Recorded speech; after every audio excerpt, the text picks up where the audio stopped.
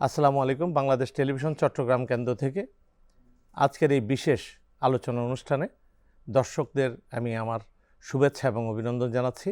শ্রদ্ধাভরে স্মরণ করছি স্বাধীনতার মহান ঘোষক শহীদ রাষ্ট্রপতি জিয়াউর রহমানকে এবং ওনার আজকে ৪৫তম শাহাদাত বার্ষিকী উপলক্ষে আজকে এই বিশেষ আয়োজন। ৪৫তম শাহাদাত বার্ষিকী উপলক্ষে আজকে আমাদের স্টুডিওতে উপস্থিত আছেন বাংলাদেশ জাতীয়তাবাদী যুবদল চট্টগ্রাম মহানগর শাখার সাবেক সভাপতি, কেন্দ্রীয় যুবদলের সংগ্রামী সাবেক সহসভাপতি জনাব মোশাররফ হোসেন দীপ্তি। আমাদের মাঝে উপস্থিত আছেন চট্টগ্রাম বিশ্ববিদ্যালয়ের অধ্যাপক ফিশারি বিভাগে জনাব ডক্টর মোহাম্মদ আশরাফুল আজম খান। আমাদের মাঝে আর উপস্থিত আছে চট্টগ্রাম মহানগর বিএনপির যুগ্ম আহ্বায়ক জনাব ইয়াসিন চৌধুরী লিটন। আপনাদের সবাইকে স্বাগত জানাচ্ছি। আজকে যে শহীদ রাষ্ট্রপতি জিয়াউর রহমান বীর উত্তমের যে শাহাদাত বার্ষিকী উপলক্ষে আজকের এই আয়োজনে প্রথমে প্রশ্ন করতে চাই জনাব ইয়াসিন চৌধুরী লিটনকে। বাংলাদেশের রাজনৈতিক ইতিহাসে বহুদলীয় গণতন্ত্রের যে প্রতিষ্ঠায় শহীদ রাষ্ট্রপতি জিয়াউর রহমানের ভূমিকা অত্যন্ত আলোচিত। বর্তমান প্রেক্ষাপটে গণতন্ত্র এবং রাজনৈতিক সহনশীলতা শক্তিশালী করতে তার রাজনৈতিক দর্শন কিভাবে অনুসরণযোগ্য হতে পারে বলে আপনি মনে করেন? 1971 সালের মহান মুক্তিযুদ্ধের পরে বাংলাদেশের মানুষ যেই লক্ষ্যগুলোকে সামনে রেখে পাকিস্তান সেনাবাহিনীর বিরুদ্ধে সশস্ত্র সংগ্রাম করে এই প্রিয় মাতৃভূমিকে মুক্ত করেছিল। আমরা দেখেছি স্বাধীনতার পরবর্তী যে রাজনৈতিক দল আওয়ামী লীগের নেতৃত্বে শেখ মুজিবুর রহমান সাহেব যে সরকার গঠন করেছিলেন, তিনি বাংলাদেশে গণতন্ত্রের পরিবর্তে মানুষের মৌলিক অধিকার স্বাধীনতার পরিবর্তে একদলীয় শাসন ব্যবস্থা, বাকশাল ব্যবস্থা কায়েম করেছিলেন। সমস্ত সংবাদপত্রকে বন্ধ করে দিয়ে একটি মাত্র সংবাদপত্র রেখেছিলেন এবং সর্বোপরি তিনি বাংলাদেশের মানুষের মৌলিক অধিকারকে হরণ করে তিনি স্বাধীনতার মূল যে চেতনা, সে চেতনাকে ধ্বংস করেছিলেন। তার বিপরীতে 1975 সালের 7 নভেম্বরের ঐতিহাসিক সিপাহী জনতা বিপ্লবের মধ্য দিয়ে স্বাধীনতার মহান ঘোষক শহীদ রাষ্ট্রপতি জিয়াউর রহমান যখন বাংলাদেশের রাষ্ট্রীয় দায়িত্ব এসেছেন, তখনই তিনি উপলব্ধি করছেন বাংলাদেশে একটি বহুত্ববাদের রাজনীতি চালু করতে হবে, বহুদলীয় গণতন্ত্র চালু করতে হবে এবং তারই ধারাবাহিকতায় তিনি বাংলাদেশে বহুদলীয় গণতান্ত্রিক ব্যবস্থা চালু করেছিলেন। সকল রাজনৈতিক দলের উপর বিধিনিষেধ তিনি তুলে নিয়েছিলেন এবং সবচেয়ে উল্লেখযোগ্য হচ্ছে সেদিন তখন কিন্তু আওয়ামী লীগ পর্যন্ত নিষিদ্ধ ছিল। সেই আওয়ামী লীগকে তিনি নতুনভাবে রাজনৈতিক দল হিসেবে নিবন্ধন করার সুযোগ তিনি দিয়েছিলেন আমাদের মহান নেতা, মহান স্বাধীনতার ঘোষক শহীদ রাষ্ট্রপতি জিয়াউর রহমান। এবং তিনি শুধুমাত্র বহুদলীয় গণতন্ত্র তিনি শুধু চালু করেননি, তিনি 19 দফা কর্মসূচি দিয়ে বাংলাদেশকে একটি অর্থনৈতিকভাবে সমৃদ্ধশালী নতুন রাষ্ট্র হিসেবে তিনি গড়ে তোলার জন্য যে সমস্ত প্রোগ্রামগুলো নেওয়া দরকার, যে সমস্ত কর্মসূচিগুলো নেওয়া দরকার, বিশেষ করে খাল খনন কর্মসূচি সহ তার উৎপাদনমুখী যে রাজনীতি তিনি চালু করেছিলেন, তারই ধারাবাহিকতা কিন্তু বাংলাদেশ সেদিন বিশ্বের মানচিত্রে একটি স্বনির্ভর রাষ্ট্র হিসেবে তিনি প্রতিষ্ঠিত করতে পেরেছিলেন। এবং আমরা মনে করি আজকে শহীদ রাষ্ট্রপতি জিয়াউর রহমানের যে 45তম যে শাহাদাত বার্ষিকী, এটা অত্যন্ত প্রাসঙ্গিক যে আজকে যদি আমরা আমাদের মাননীয় প্রধানমন্ত্রী তারেক রহমান তার অনুসৃত শহীদ জিয়ার অনুসৃত যে কর্মসূচিগুলি নিয়ে এগিয়ে যাচ্ছেন, বিশেষ করে খাল খনন কর্মসূচি সহ কৃচ্ছতা সাধনের মধ্য দিয়ে বাংলাদেশকে একটি স্বনির্ভর রাষ্ট্র করার জন্য যে উদ্যোগ নিয়েছেন, সেটা অত্যন্ত সময়োপযোগী এবং অত্যন্ত প্রাসঙ্গিক এবং স্বাধীনতার ঘোষক শহীদ রাষ্ট্রপতি জিয়াউর রহমানের যে বহুদলীয় গণতন্ত্র এবং উন্নয়ন এবং উৎপাদনের যে রাজনীতি, তারই ধারাবাহিক ফসল বলে আমি মনে করি। এখন ডক্টর আশরাফুল আজম খান আপনাকে প্রশ্ন করছে, বাংলাদেশের স্বাধীনতা সংগ্রামের ইতিহাসে শহীদ রাষ্ট্রপতি জিয়াউর রহমানের ভূমিকা অত্যন্ত গুরুত্বপূর্ণ। বিশেষ করে 1971 সালে ঐতিহাসিক ঘোষণা এবং যুদ্ধকালীন নেতৃত্বে একটি জাতিকে মনোবল নতুনভাবে জাগ্রত করেছিল। আপনি কিভাবে তার মূল্যায়ন এবং অবদানকে মূল্যায়ন করবেন? শহীদ রাষ্ট্রপতি জিয়াউর রহমান এই মহান মুক্তিযুদ্ধে যে ভূমিকা, সেটাকে যদি একটু পর্যালোচনা করি তাহলে দেখতে পাই আমাদের এই শহীদ রাষ্ট্রপতি জিয়াউর রহমান 1955 সালে তৎকালীন সময়ে উনি সেকেন্ড লেফটেন্যান্ট হিসাবে সামরিক বাহিনীতে যোগদান করেন। পরবর্তীতে 1965 সালে যখন ভারত পাকিস্তানের যে দ্বন্দ্ব, সেই দ্বন্দ্বে পাকিস্তানের পক্ষ হয়ে উনি সামরিক যেই খ্যাতি অর্জন করেছিলেন, তখনকার সরকার ওনাকে কৃতিত্বপূর্ণ অবদানের জন্য বেশ কিছু পুরস্কার ঘোষণা করেছেন। তার মধ্যে একটা হচ্ছে হিলালে জোরাত, আরেকটা হলো সিতারে জোরাত, আর আরেকটা হচ্ছে তামগায়ে জোরাত। তারই ধারাবাহিকতায় যখন পাকিস্তান সরকার এই পূর্ব পাকিস্তান তথা বাংলাদেশের উপরে যখন 1971 সালের 25শে মার্চ অপারেশন সার্চ লাইটের মাধ্যমে বাঙালি জনগণের উপর যে নির্বিচারে হত্যা করেছিলেন, তার এই ধারাবাহিকতায় চট্টগ্রাম সেনা সদরে আমাদের শহীদ রাষ্ট্রপতি জিয়াউর রহমান তখন এখানে 8ম ইস্ট বেঙ্গল রেজিমেন্টের দায়িত্ব পালন করছিলেন, সেকেন্ড ইন কমান্ড হিসাবে। উনি যখন এই বাঙালি জনগণের উপর যখন নির্বিচারে হত্যা করে, তখন উনি ওনার অধস্থন যে সমস্ত সেনা সদস্য এবং সেনা কর্মকর্তারা আছেন, ওনাদেরকে সংগঠিত করে কালুঘাট বেতার কেন্দ্রে এসে উনি স্বাধীনতার ঘোষণা করেছিলেন। এবং সেই 26 এবং 27শে মার্চের ওনার স্বাধীনতা ঘোষণাপত্র বাংলাদেশের জনগণ তথা বাঙালি জনগণের একটা দিক নির্দেশনামূলক উপস্থিতি আমরা দেখতে পাই। এবং শুধু ঘোষণা করেই উনি ক্ষান্ত হননি, উনি সম্মুখ সমরে এবং মাঠে ময়দানে প্রথম ইস্ট বেঙ্গল রেজিমেন্টের দায়িত্ব পালন করে চট্টগ্রামের জনগণের সাথে কাঁধে কাঁধ মিলিয়ে সামরিক প্রস্তুতি গ্রহণ করে যুদ্ধ করেছিলেন। পরবর্তীতে অস্থায়ী বাংলাদেশ সরকারের নির্দেশনাক্রমে অর্থাৎ এপ্রিল মাসে 1971 সালের এপ্রিল মাসে উনি জেড ফোর্স নামে একটি সংগঠন করেছিলেন। সেই জেডের প্রথম অক্ষর ছিল আমাদের শহীদ রাষ্ট্রপতি জিয়াউর রহমানের প্রথম অক্ষর। এই জেড ফোর্সে উনি 3টা রেজিমেন্টকে একত্রিত করেছিলেন। প্রথম, তৃতীয় এবং 8ম ইস্ট বেঙ্গল রেজিমেন্টকে একত্রিত করে সারা বাংলাদেশে ওনার সেনা সদস্য, সামরিক কর্মকর্তা এবং মুক্তিযুদ্ধকালীন যে মুক্তি সেনারা, ওনাদেরকে একত্রিত করে একে একে সম্মুখ সমরের যুদ্ধ অবতীর্ণ হয়ে পাকিস্তানি হানাদার বাহিনীকে আক্রমণ শুরু করে। এবং এই আক্রমণ শুধু আমাদের জনগণের শুধু দিক নির্দেশনামূলক ছিল না, কিভাবে একটা দেশকে স্বাধীন করতে হয় এবং পরবর্তীতে এই স্বাধীনতার খেতাব কিভাবে টিকিয়ে রাখতে হয় তারই একটা ধারণা উনি দিয়েছেন। এখন আসছি আমি মোশাররফ হোসেন দীপ্তি আপনার কাছে, যে আজকের তরুণ প্রজন্ম শহীদ রাষ্ট্রপতি জিয়াউর রহমানের আদর্শে কতটা প্রাসঙ্গিক, আর তার দেশপ্রেম এবং শৃঙ্খলা এবং কর্মনিষ্ঠার প্রতি তরুণদের অনুপ্রাণিত করতে পারে এমন বিষয়ে আপনার বক্তব্য আশা করছি।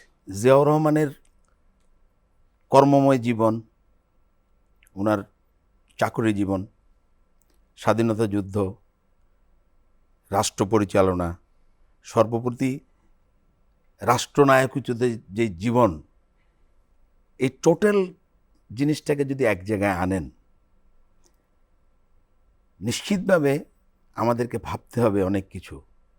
এর মধ্যে সবচেয়ে বড় যেটা হচ্ছে ওনার কর্মের প্রতি নিষ্ঠা, ওনার দেশপ্রেম, ওনার সততা এবং সর্বোপরি রাষ্ট্রনায়কোচিত কর্মপরিকল্পনা।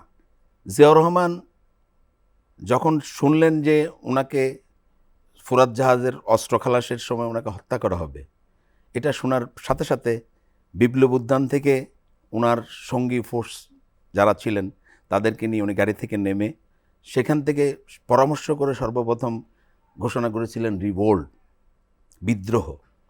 সেনাবাহিনীর মতো একটা সুশৃঙ্খল বাহিনীতে, কমান্ডিং ফোর্সে বিদ্রোহ করার অর্থ হচ্ছে যদি আপনি ব্যর্থ হন তাহলে মৃত্যুদণ্ড।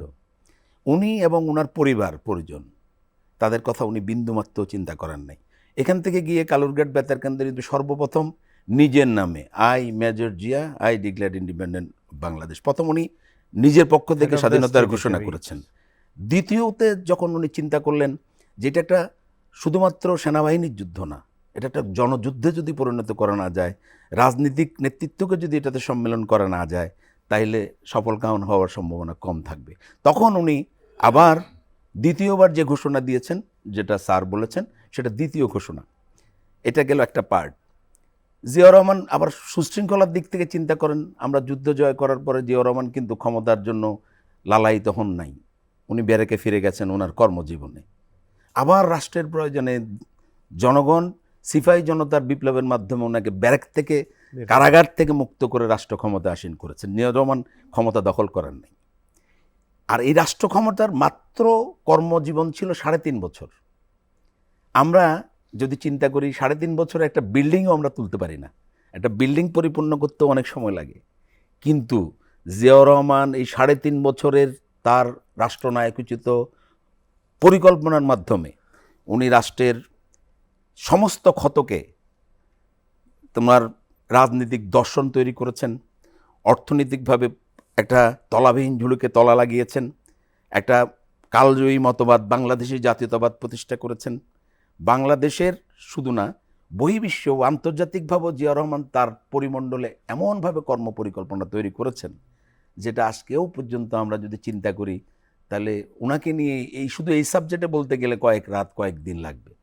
আপনি শুধু চিন্তা করেন, যারা আমরা মুসলমান, ইসলামী উম্মায় জিয়াউর রহমান যে অমর কালজয়ী ইতিহাস রচনা করে গেছেন, যারা আরাফাতের মাঠে হজ করতে গেছেন, ওনার চিন্তায় কিভাবে সেটা আসছে একটু চিন্তা করলে, আমরা বাংলাদেশের মানুষ হিসাবে যখন হজ করতে যাই, ওখানে যখন নিম গাছগুলো দেখি, নিম গাছের ছায়ায় অক্সিজেন দেয়, এটাকে শুধু নিম গাছ হিসাবে আজকে সারা পৃথিবীর মানুষের কাছে পরিচিত না, এই গাছকে আরবের লোকরা বলে সাজারাতুল জিয়া, জিয়া ট্রি।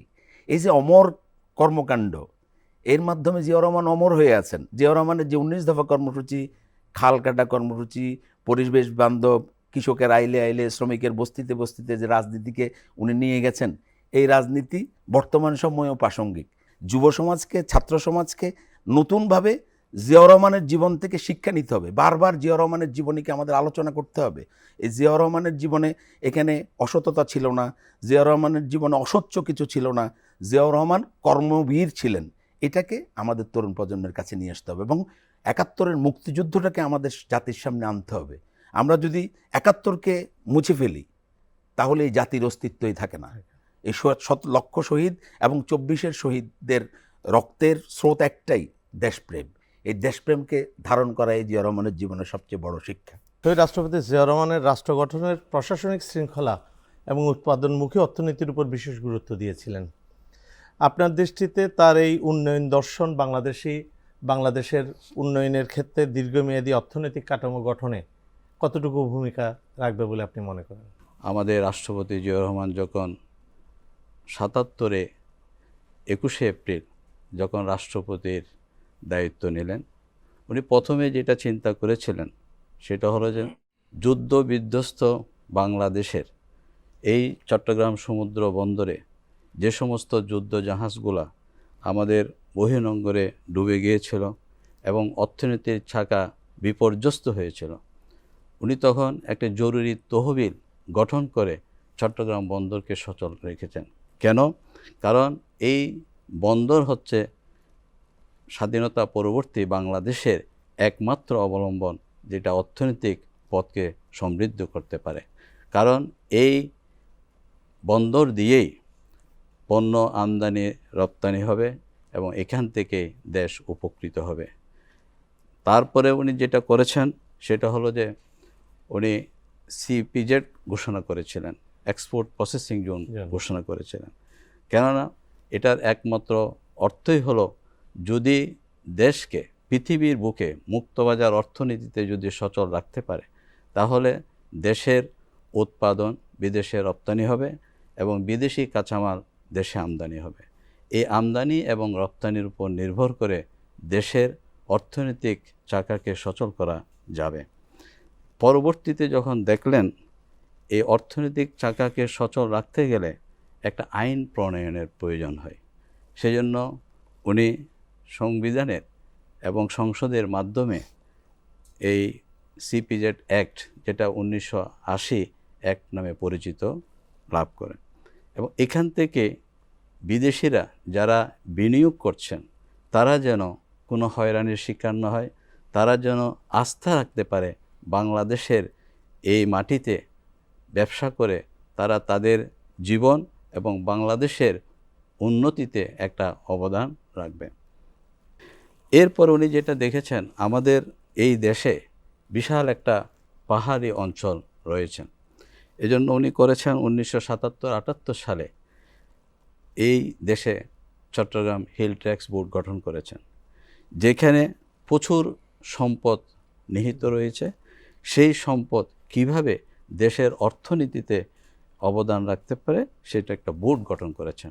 আরেকটা যেটা আমরা দেখতে পাচ্ছি সেটা হলো যে 19 দফা কর্মসূচিতে আমরা খাল খননের একটা দফা দেখতে পাই, এবং এখানে আমরা যেটা দেখেছি বাংলাদেশের যে ভূমি, এখানে মাছ এবং মাছের বিপুল পরিমাণ একটা সম্ভাবনা রয়েছে। তাহলে যেটা হওয়ার কথা, আমাদের এই নদী মাতৃক দেশে এবং সমুদ্র বেষ্টিত অঞ্চলে মাছের উৎপাদন করে বা মাছের উৎপাদন বৃদ্ধি করে এইখান থেকে একটা রপ্তানি করতে পারি, যেটা আমাদের দেশের জন্য পুষ্টি উপাদানে সহযোগিতা করবে এবং বিদেশ থেকে একটা অর্থনৈতিক প্রবৃদ্ধি আমরা পাই। ইয়াসিন চৌধুরী লিটন, আপনার কাছে আসতে চাই। বাংলাদেশের বহুদলীয় গণতন্ত্র প্রতিষ্ঠায় শহীদ রাষ্ট্রপতি জিয়াউর রহমানের অনন্য ভূমিকা ছিল এবং উনিই প্রতিষ্ঠাতা করেছেন। আজকে বাংলাদেশের যে প্রেক্ষাপট, গণতন্ত্র এবং রাজনৈতিক সহনশীলতা শক্তিশালী করতে তার এই রাজনৈতিক দর্শন কিভাবে অনুসরণযোগ্য হতে পারে বলে আপনি মনে করেন? 1975 সালের 7 নভেম্বরের সিপাহী জনতার বিপ্লবের মধ্য দিয়ে মহান স্বাধীনতার ঘোষক শহীদ রাষ্ট্রপতি জিয়াউর রহমান দায়িত্ব নেওয়ার পরেই তিনি বহুদলীয় গণতন্ত্র চালু করেছেন। আজকে এটা অত্যন্ত প্রাসঙ্গিক, কেননা গত 17 বছর ধরে বাংলাদেশে একটি সাম্রাজ্যবাদী শক্তি ক্ষমতায় অধিষ্ঠিত থেকে বাংলাদেশের মানুষের ভোটের যে অধিকার হরণ করেছেন, নির্বাচনের ব্যবস্থাকে ধ্বংস করেছেন, সমস্ত গণতান্ত্রিক প্রতিষ্ঠানগুলোকে ধ্বংস করেছেন। আজকে একটি অবাধ ও সুষ্ঠু নির্বাচনের মধ্যে দিয়ে একটি গণতান্ত্রিক সরকার প্রতিষ্ঠা হয়েছে এবং সেখানে প্রত্যেকটা মানুষ, প্রত্যেকটা রাজনৈতিক দল, সেটা ছোট হোক বড় হোক, প্রত্যেকটা রাজনৈতিক দল তার নিজস্ব কর্মসূচিগুলো বলার এবং সেই কর্মসূচি নিয়ে মানুষের কাছে যাওয়ার একটা সুযোগ তৈরি হয়েছে। সুতরাং আমরা মনে করি আজকে বাংলাদেশে শহীদ রাষ্ট্রপতি জিয়াউর রহমানের যে বহুদলীয় গণতান্ত্রিক যে রাজনীতি, সেই বহুদলীয় গণতান্ত্রিক রাজনীতি অত্যন্ত প্রাসঙ্গিক। কেননা একদলীয় শাসন ব্যবস্থা, ডিক্টেটরশিপ অথবা কর্তৃত্ববাদ শাসনের কারণে বাংলাদেশ সব দিক দিয়ে কীভাবে পিছিয়ে যায়, একটি রাষ্ট্র কীভাবে অকার্যকর হয়ে যায়, সেটা গত 17 বছরের শেখ হাসিনার দুঃশাসনের মধ্য দিয়ে একদলীয় শাসন ব্যবস্থায় সবচেয়ে বড় নিকৃষ্টতম একটা উদাহরণ বলে আমরা মনে করি। আজকে সে কারণে আপনি দেখছেন যে সংসদে এবং সংসদের বাইরে প্রতিনিধিত্বকারী রাজনৈতিক দলগুলো যেভাবে আমাদের সরকারের প্রধানমন্ত্রী থেকে শুরু করে আমাদের দলের সিনিয়র নেতাদেরকে যেভাবে সমালোচনা করছেন, যেভাবে কটু বাক্য করছেন, এবং প্রত্যেকে কিন্তু তার নিজ নিজ অবস্থান থেকে তাদের সমালোচনার সুযোগ রয়েছে এবং সেটা তারা ব্যক্ত করতে গিয়ে এমন কিছু অপ্রাসঙ্গিক, এমন কিছু অপ্রয়োজনীয় কথাবার্তা বলছেন, এমন কিছু কষ্টদায়ী কথাবার্তা বলছেন, যেটা রাজনীতিতে অত্যন্ত দুঃখজনক বলেও আমরা মনে করি। যেটাতে আজকে রাজনৈতিক সহনশীলতার নাম করে আজকে যেভাবে আপনার ঢালাওভাবে মিথ্যাচার করা হচ্ছে, ঢালাওভাবে যেভাবে অপপ্রচার করা হচ্ছে, যেভাবে চরিত্র হননের চেষ্টা করা হচ্ছে, এটাও কিন্তু সঠিক নয়। সব কিছুর উপরে সবচেয়ে যেটা বড় বিষয় সেটা হচ্ছে মানুষের বলার অধিকারকে সম্মান করতে হবে। প্রত্যেকটা রাজনৈতিক দল সেখানে বলতে পারবে। আজকে প্রত্যেকটা রাজনৈতিক দলের প্রতিনিধিত্বকারী সংসদে তারা যারা সংসদ সদস্য আছেন, তারা সংসদে যেভাবে আলোচনা করছেন, রাজপথেও কিন্তু আজকে আমরা দেখছি সরকারের সমালোচনা করছেন, কিন্তু সেখানে সরকার কোনো অসহিষ্ণু আচরণ করছে না।